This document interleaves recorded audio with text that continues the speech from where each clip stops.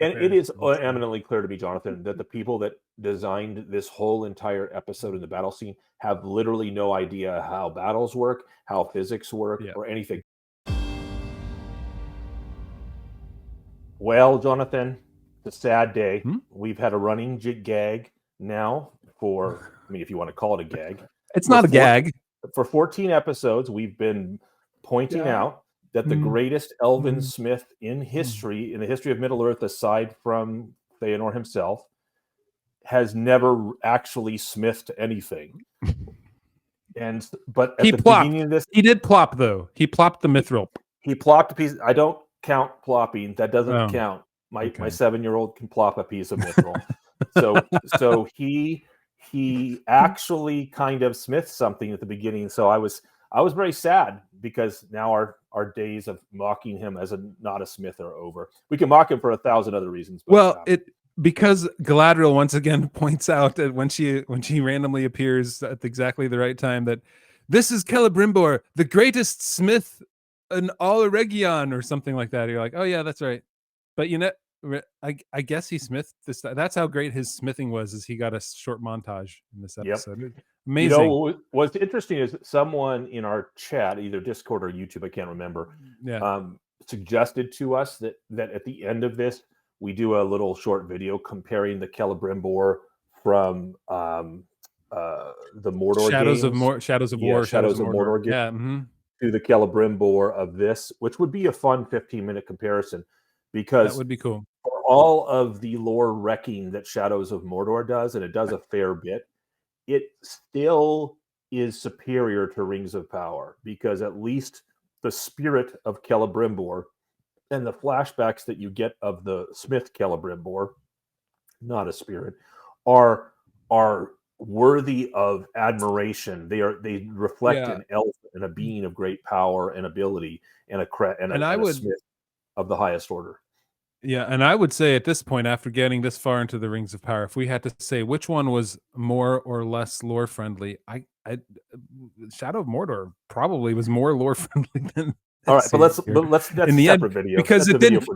But you know why? Just real fast. You know why? Because it didn't change everything. It just added a bunch of stuff. And there's a difference between changing everything and all the characters and adding a bunch of stuff. Because adding you can actually you can add stuff and still be lore friendly. It's the question is because Tolkien doesn't fill in every daily action of Celebrimbor or even yearly action of Celebrimbor in his notes. Yeah. And so you can add things. Nothing. Just for all the haters out there, we are not. I'm not hate on this show because it adds stuff. I hate on this show because the stuff it adds is what a mentally impaired 15-year-old would add to Tolkien. That's why I hate this Rings of Power. On we go. That's right. All right. So we're gonna, as before, this is the first episode of 3. If you're watching it on YouTube, if you want to listen to the entire episode, it will be released. Should be on Tuesday. And it'll be the entire thing on for our members. They'll get the entire thing in a video, and they'll also get anybody who subscribes to the podcast will also get it in a podcast form. You won't be able to see it, so you won't be able to see us laughing and pointing. However, you will enjoy the entire thing on Tuesday. All right, and if you do want to get our extended podcast, we're going to have one extended podcast part today, Michael, which is we're going to with somebody. I think it was Fra had a great idea to have, since Dan's not around anymore, though he might be next week. We'll find out. We're going to have Chat's big thought. So he had a big thought to bring us that we'll do in our extended podcast. So we'll do that. All right. So let's get started with the greatest smith of Eregion. So because as you pointed out last week, it is no longer Ostenethil. They've gotten completely rid of that name. It is simply now Eregion. Everything is Eregion. We see once again that Celebrimbor is sitting, enjoying his tea on the edges of his parapet here, still under the thrall, still under the spell of Sauron. There, he's using his mithril dust, as you pointed out, is not actually dust, to make the rings. And this is the moment, everybody. Oh, we've been waiting for this for 15 episodes now. This is the forging. Let's watch the magic. Let's watch the beauty, the incredible, glorious crafting of the Rings of Power. Here we go. This is Celebrimbor at work. Look at how fast that melts. That's some pretty hot yellow flames there. Then we get, okay, all right. So then we get a cooling down. Finally, a little bit of real work. Okay, that's really how you make it. I just like, oh, he's there it is, the hammer. He swung a hammer and it hit something. Tap, tap, Smithing. tap, tap. Look at that. Look at that. He's actually doing something. And then watch the, wait, can I pause it at the right? There it is. Look, the ring becomes one. Boom. That's it. The big bright light that shows the ring now is a ring of what? Power. I love how they take the titles and that's all they ever call them. Like this is the one another gripe I have with the way that they describe things on the show is they will go to say the poetry that Tolkien had in the Ring verse and use that over and over again.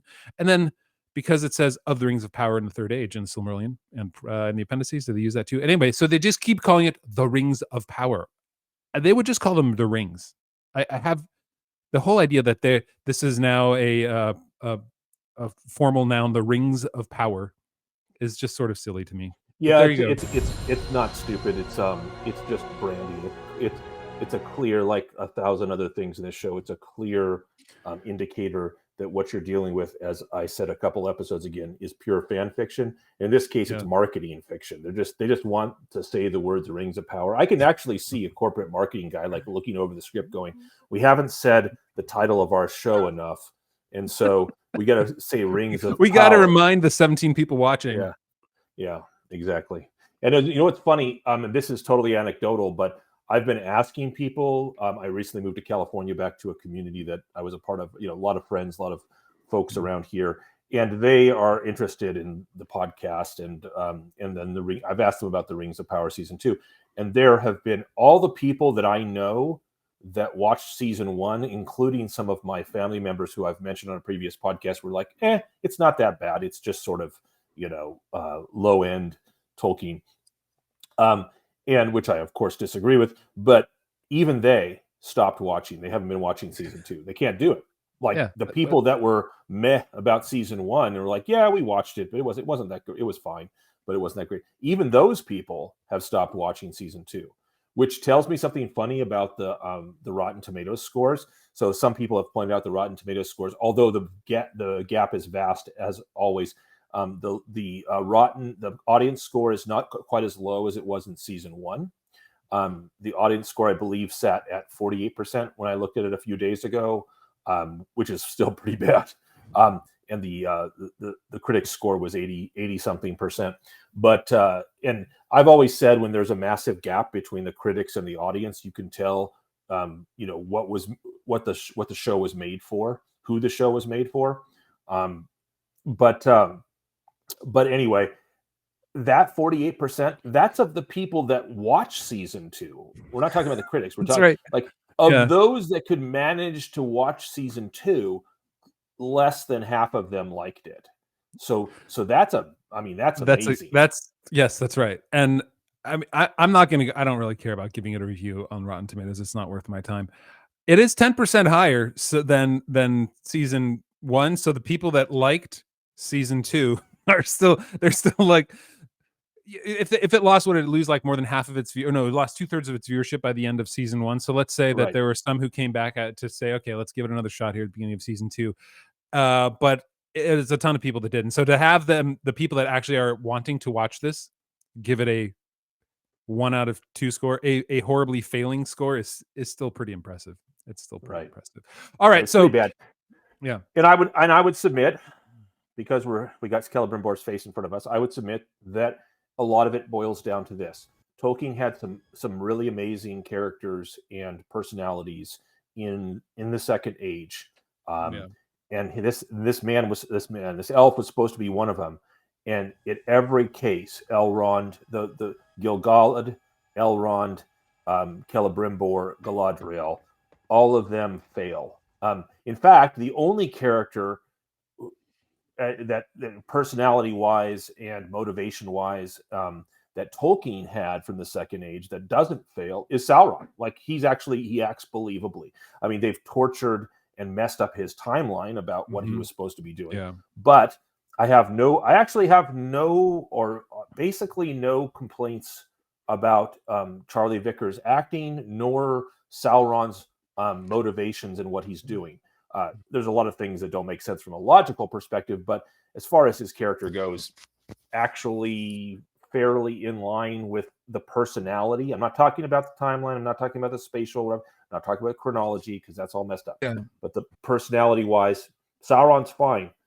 Everyone else is a travesty. Well, he suffers, though he's fine. And I agree that he's probably the least questionable main character. But he suffers from the same thing that everything else in the show does. It's small and short. And by short and small, I mean everything feels small, and anything that needs time is compressed to be short. So bad long, too short. His deception in Ostenethil needed to be extended out, because this way he becomes and we'll talk about it more later in the things that he does. Essentially, use the first manipulate. No, he's not using he's not using the power of his sway in order to influence all of Eregion, right? He's like, no, I need them dead. I'm just going to control their hands, and like, boom, they stab each other, right? It becomes they have no other way to go around doing it, and so they don't have the time to actually show. Oh, they are actually literally believing him rather than Celebrimbor, or rather than what they wanted. So let's moving on. But Halbrand comes in here and tells him, our time together is coming to an end. Which I guess that's a little foreshadowing. But of course, they're both immortal. So is it really coming to an end unless he's going to kill him? So maybe there's that. But I don't know. Spoiler at this alert, point, he is actually going to kill him. Yeah. And so what Halbrand, or what Celebrimbor here does is he's all messed up because he didn't see a thing on the a gem on the hammer. He gets angry. He throws the hammer out the window, and that breaks the spell. I guess that's the broken window, broken glass ceiling, broken window, breaks the glass. And then I don't understand exactly why. Doesn't exactly make sense. In other words, if Sauron is controlling the perception that Celebrimbor sees, so why does a broken window do it? Yeah. Then why would a broken window do anything? Like he would just go through the broken window and he would still hear it. Somehow, I guess the glass of the window bounds the spell of Sauron or something. It's inside the building, but then of course he was outside the building just a minute ago drinking his tea. So where does that matter? In any case, it's the whole thing of like Sauron is not there to deceive them; he's there manipulating them in their physical world that they actually live in. Kind of a lame way of depicting the person who is coming to take over by essentially changing their minds about everything. And he does that over at least 100 years. I believe he's there in Eregion, helping them smith and forge and create the rings of power during that time. Let me ask you a question about that, Jonathan. If they had done a more faithful adaptation, I mean, this isn't an adaptation. This is fan fiction. But if they had actually done an adaptation of Tolkien, and they had shortened that timeline, and it wasn't 100 years, but it was a couple years, for example. Yeah. Mm-hmm. But they made it believable. Would that have bothered you? Not as much, because here it's completely compressed into the span of a couple months, maybe a month. And it's, in order to do that, you can't. Well, first of all, we don't know how big Eregion is or how big Ostenethil is, because they never show us actually how big it is, or there are any people other than that one courtyard in front of their forge. But he needs more time in order to place himself in positions where where it becomes believable. He is just the only guy in the forge. Like, he doesn't do anything to actually influence people. He simply sits there and says, "We've got to make the rings. Oh, you're doing it wrong, Celebrimbor. Here's how to do it. Oh, Merdania, he's losing his mind. Oh no, right?" He's there in people's ears doing things, but in order to make him a character that is believable, he should have done something as a person of stature in the city here. He should have had a place where people would revere him a little bit more, other than appearing on clouds on a diet. They just don't have the time. They don't have the time. That's what I mean. It's too short. Yeah, exactly. Like the whole episode of the whole forging of the rings should have been its own season. In Absolutely. this, Absolutely. even if you're going to compress the timelines, should have been its own season. You're absolutely right, and they should have done a thing which they fail hilariously at doing over and over again, especially in the last few episodes, which is convincing us that Austin Ethiel. I mean, they keep calling now they're calling her Regian, which is just that is Lazy. so lazy and so pathetic that they've just substituted the name of the whole Yeah. land for the city, even though they told us the city at first. That's such a gaffe from an editing and writer's perspective. Yeah. I just can't even. But they're trying to convince us that this is a city as opposed to a community theater stage with 18 people on it, Yeah. and they can't do it. They can't convince us because, and in order for for Sauron or Anatar to play a convincing role in manipulating the city, just like he's going to do, or a similar thing he's going to do on a totally different plane, but with Numenor, because he's going to be, remember, the Numenorians are going to come over and just and defeat him, and he's going to surrender to them, and then he's going to go and corrupt Pharazôn, and well, it should be a number of other key.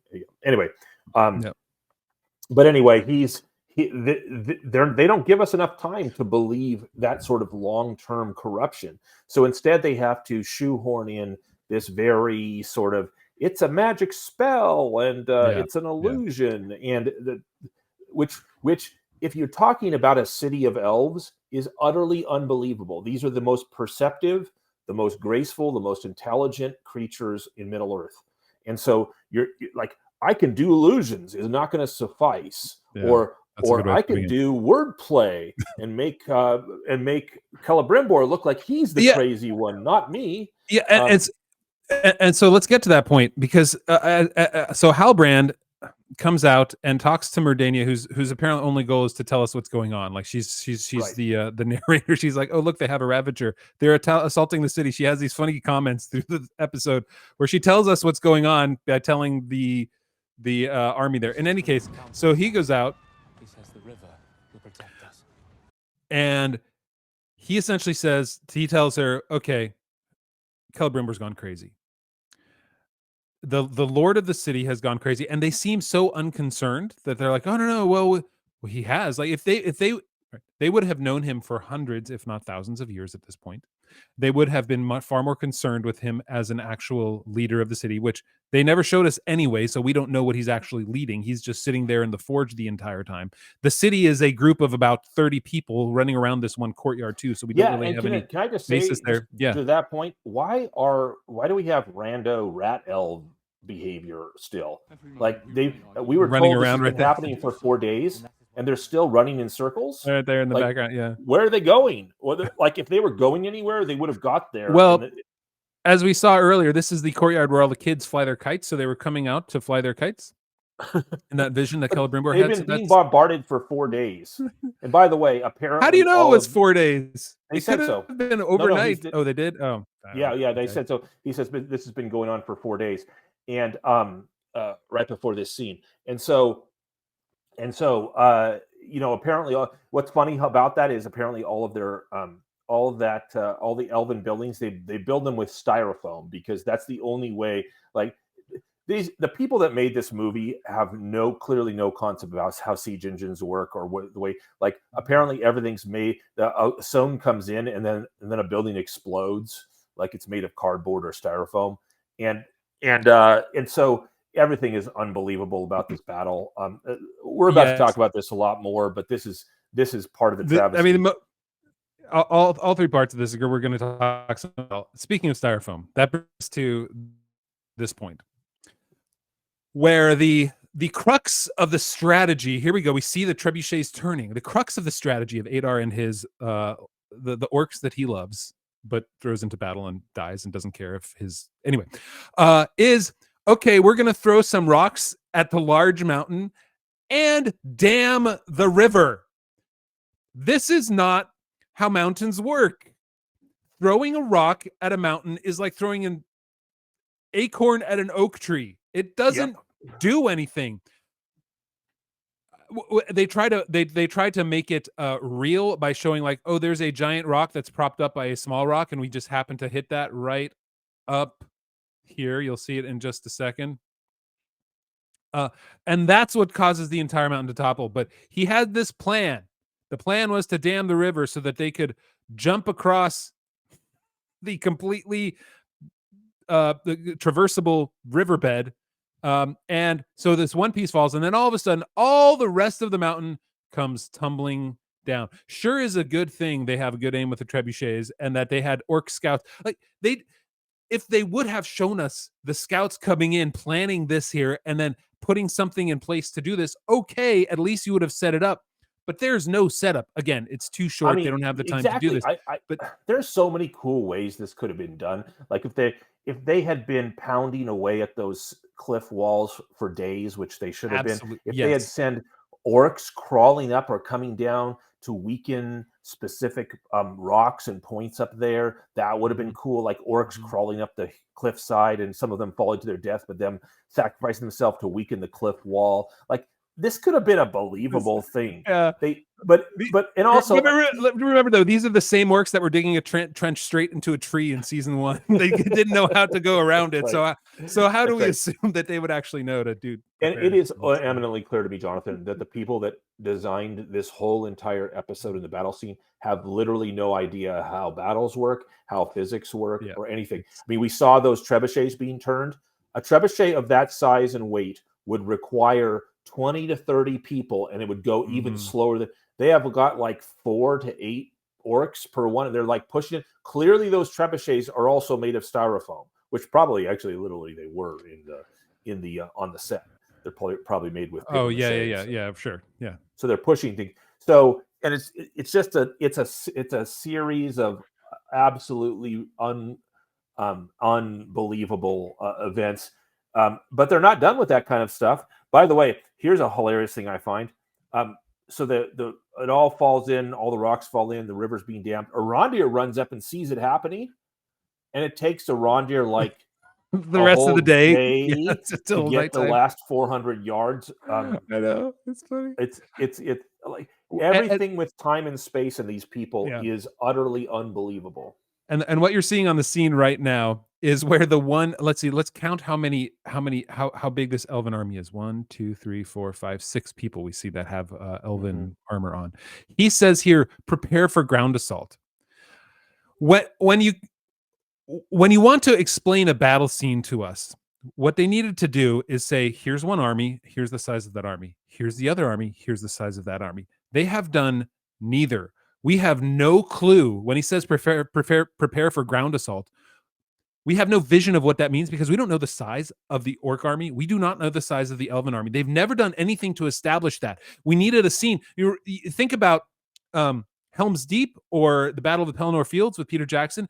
You see the two armies, right? You see the orcs on the Battle of Pelennor Fields forming to turn towards the Rohirrim, and we can understand the size of this assault.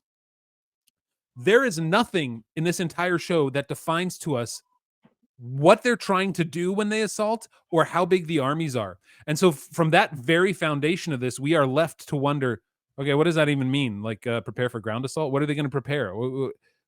They go up on the walls and they shoot their arrows. That's it. There's no preparation. There's nothing. Well, they don't even prepare for ground assault. First of all, he says at the beginning of the scene, he says he's going to disobey Celebrimbor, and he's going to, he says, gather your men. Like they're going to attack the orcs is what he's proposing. And which they never do. But the idea that you would even do that, and that would seem reasonable to 18-year-old humans, let alone elves that are thousands of years old, is laughable. Because what are you talking about? You're in a city protected by a river, and you're going to assault the orcs. How? What does that mean? You're going to get in boats and go. You're going to go across the bridges. That no doubt there's some bridges across the river, and which, by the way, they never show fighting on the bridges. That would have made sense. Like the orcs are trying to assault and the elves. But again, all this requires a believable city with a believable defenders, well, get shots like this, like cool CGI, right? That's cool. And it's giving us a sense of the size of the city. How come all we ever see are the same 18 elves in this Absolutely. city? Yep.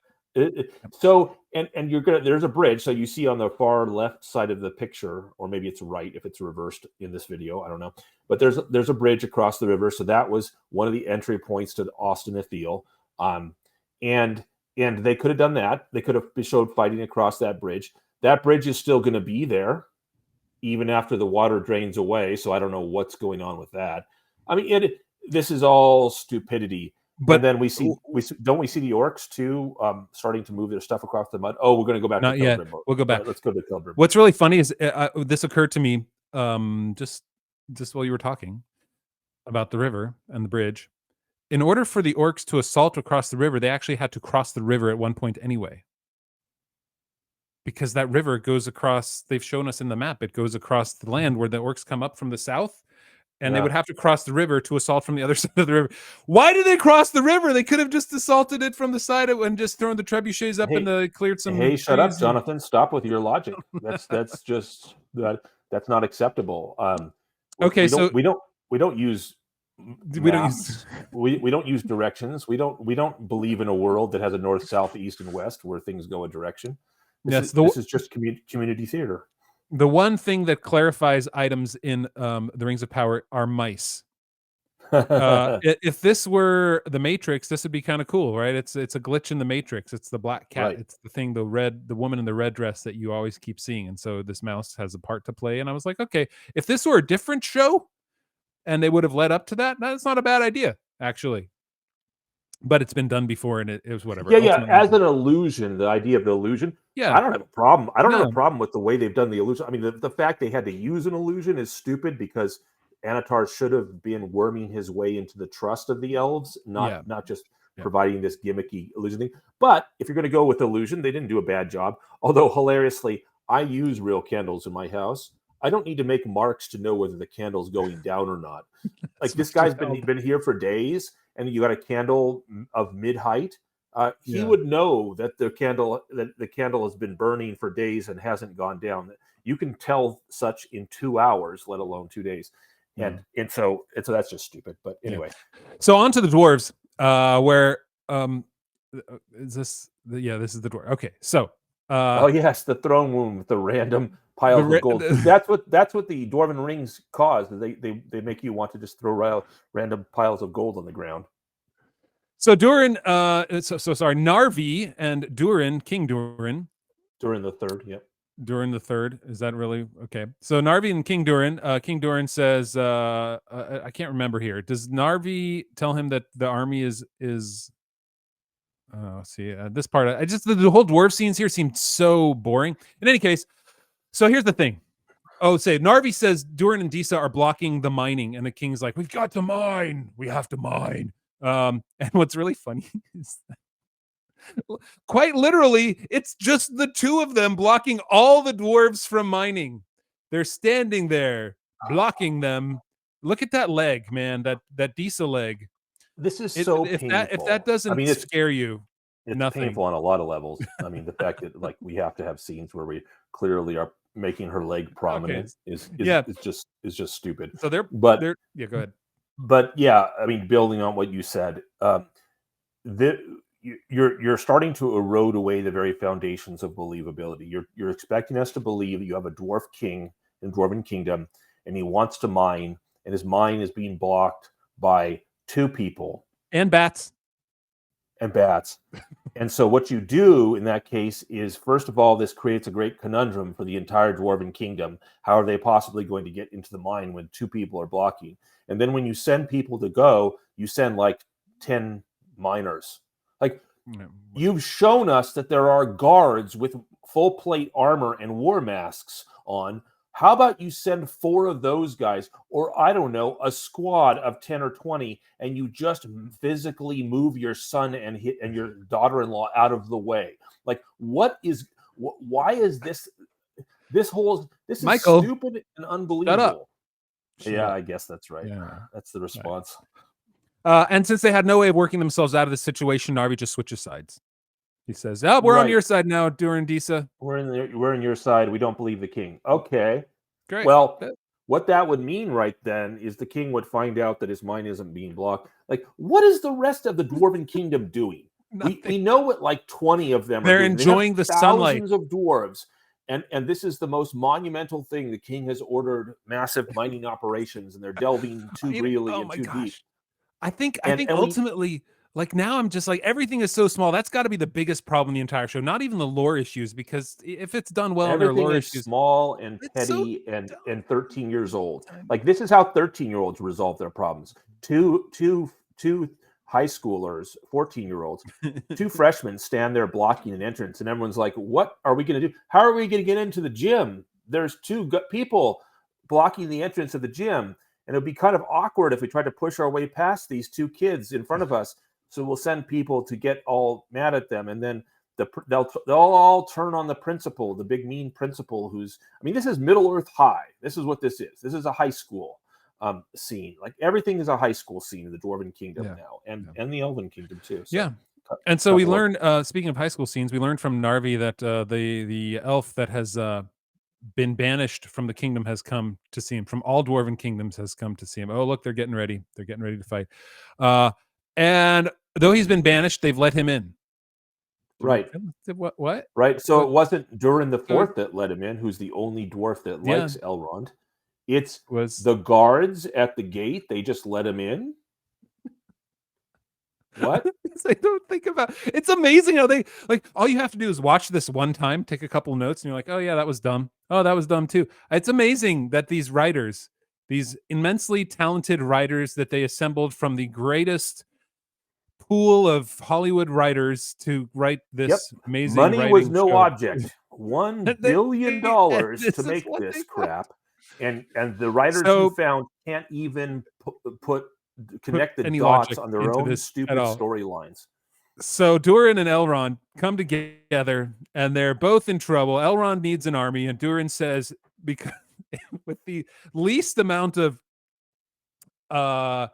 detail or I don't know what's the word I'm looking for. He just comes right out and says, he's like, "I'm about to overthrow my father. How about you?" Like, whoa. You would really tell the elf this? Like, what we're gonna be we're gonna be, it's gonna be like we're just on repeat. I fully admit we're on repeat, but that kind of thing of, I've got something really impressive, I'm trying to overthrow my father. That's I'm sure you can't. What have you got? He's like, that's 15-year-olds comparing their day and how, oh yeah, my class was really tough. My algebra teacher was well, no, Elrond said thousands of lives are at risk. They're not really explaining what's going on, and that's right. That's it. That's all we hear. What do you mean thousands of lives are? Yeah. Okay. Anyway, the costuming is cool, so there's that. So we move back to the Siege of Eregion. Now that the riverbed is completely passable, the orcs start their assault, and the ground defenses have been set up, and so the 16 elves we saw are now shooting arrows. That's all they do. Right. They just and getting shot. They've got no other strategy at all except shooting arrows. But man, they're making tough faces, so we're all impressed. And Mirdania is there to tell us. Let me see if this is the line. Here it comes. The dumbest siege machine in the history of machinery, medieval warfare, any warfare at all, is rolling across. This massive thing is rolling across the completely dry riverbed now. All three of them are pushing so hard. At least they had like huge trolls pulling these siege engines in the Pelennor fields. That would make a whole lot more sense. So she looks down and she says, like, first of all, just because you put a bunch of water, you put a bunch of rocks and stop the water, like, how much time has passed? Why do we, like, what are we supposed to believe here? This riverbeds don't dry. It would have taken them days. I love how, by the way, orc hearts are apparently in their legs. So they get shot in the leg. And they get shot. Guy shots in the leg, and he falls over it, and he's like, "Oh!" He dies. So anyway, but they're pushing these siege engines across planks, It would have taken them days to find enough ground that's workable. But and I'm going to love this. We're going to get to it in our next short episode, or the next part of our review. But apparently, orcs know how to navigate muddy riverbeds, but elves don't. The elves just ride their horses. They ride their horses straight into the mud pools. They don't go across the places where the orcs walked, but they go across the pools of mud. I mean, it's just dumb. But okay. Okay, so this is the point at which Celebrimbor realizes the illusion has been playing out in front of him, and Halbrand returns. So they go through the whole mouse thing right here. He says it's a mouse, and then he finally realizes. I realize the mouse is on repeat. So this must be an illusion, and it's your fault. And the candle doesn't burn, and this is your fault. And then so this is the big moment of realization where pathetic doddard granddaddy Celebrimbor is now confronting the Lord of Evil, and he realizes that you are indeed the Lord of Evil, and I've broken it. I've figured it all out. And then he throws a hammer, and the illusion is broken because apparently the illusion was being held in by glass or something. There it is. I said that that's what illusions. That's the way illusions work. They're held in by glass. I was early on that earlier. Yeah. Okay. Yeah. So and now he goes outside, and Sauron lets him for some reason. And he sees the city is in ruins, and now we get again proof that the people making this have no knowledge or care about how sieges work. Because what's going to happen in the next 10 minutes is Celebrimbor is going to go down, and he's going to try to convince the elven people on the walls, Merdania and the other elves. He's going to try to convince them that, no, it's not me that's crazy. It's this guy that's crazy, and he's really Sauron. And the thing about this, there's a lot of stupid things about this scene. But the thing about it that I was sort of struck by was it just had this weird sort of what do they call that? The uncanny valley but it's not an uncanny valley about the visuals of when something's believable or not. It was just an uncanny valley in a storytelling sense. They're trying to do this scene where it reminds you almost of a scene in Macbeth, or in even better in Hamlet, where one person is trying to convince another person that somebody's crazy and the other person is arguing against it. And so it's supposed to be this deep, touching scene. They're having this discussion in the middle of a battle on a wall. They're trying to tell us that Helm's Deep is happening at the same time that they're having this deep discussion. Everyone stops, and magically, no orcs attack this. You can literally see in the background of this picture that you have stopped. There's an orc log ladder propped up against the wall. Okay, not being knocked down. There's a guy firing. Okay, so they're having this battle scene in the middle of this deep discussion where everyone's trying to decide, is Celebrimbor really mad, or is it Anatar that's wrong? This thing dies so fast. It's amazing. And they're trying to have a Hamlet scene combined with Helm's Deep at the same time, and they're bad at both. And it's just so stupid. So anyway. What you did miss, Michael, is that Celebrimbor, once he realized Sauron was Sauron, Halbrand was Sauron, Anatar was Sauron. What is his reaction? I'm going to give you one guess. What was his reaction when he found out that he'd been deceived the whole time? He did what? He cries. He cried! Because that's all these... He doesn't get angry. The leader of the city... like a baby. Yeah. Yep. Oh, my goodness. I think that angers me almost... There it is. Right? And I had this as a thumbnail on one of the videos from back in the day. There it is. Look at it. Look at this. He literally wails. He is unabashedly like in torment, wailing and gnashing and crying. He's not angry. He's not trying to fight back. He's just sitting there in abject despair. It's so wailing sad in that his pain that he's been. Yeah. I mean, this is not an elf. This is not an elf of legend. This is a pathetic old man. Has always been a pathetic old man. What's hilarious here is the character of Sauron in this moment. Charlie Vickers and the way he plays Sauron is actually a really good elf. Like the way he reacts to other people flipping out, and the way he's he has to Mm. change his plans Mhm. on the fly, and he does so with adroitness, like his verbal adroitness, and he takes a few shots at deceiving, but overall he's in control of himself. And even though he goes through emotions and he gets angry at Yeah. Celebrimbor, and he has some arrogance and triumph in his voice when he's explaining things, he does so in a way that this is the way elves would act. But the elf lord that's in front of us acts the way a 15-year-old thinks that an old man acts. Mhm. Mhm. Um, and Mhm. and it's just yet another brick in the wall of unbelievability and Mhm. patheticness of this writing. Yeah. Yeah. So I Well, agree this with you. I missed that, and I shouldn't have. So there you go. yeah, this is where we learned that they are actually at the thinnest part of the wall. Speaking of the wall, by the way, All like right. that was sort of there was this line. When you edit a paper and you look at what the kid wrote and you're like, I need to put something in here. It's like you put that little carrot and you write above it what they should have written. That's what that's what that line felt like here. He's like, blah blah blah blah blah. Hey, we're at the thinnest part of the wall now. Oh, they have a Ravager, and then Halbrand appears. Essentially to make him look even more crazy. Celebrimbor says, "Look at his hand. His blood isn't red," and he holds up his hand, and now his blood is red. So they believe that Celebrimbor is absolutely nuts because he has not shown he has never shown us that he's a strong elf with strong resolve and a strong fortitude and the ability to defend his people. So why would they ever believe him? They probably thought he's been going nuts for the last 500 years because he's a weakling. But then Sauron comes in, and like we said earlier, he has no ability to actually deceive them in deceptive ways. He deceives them in physical ways. So what happens here?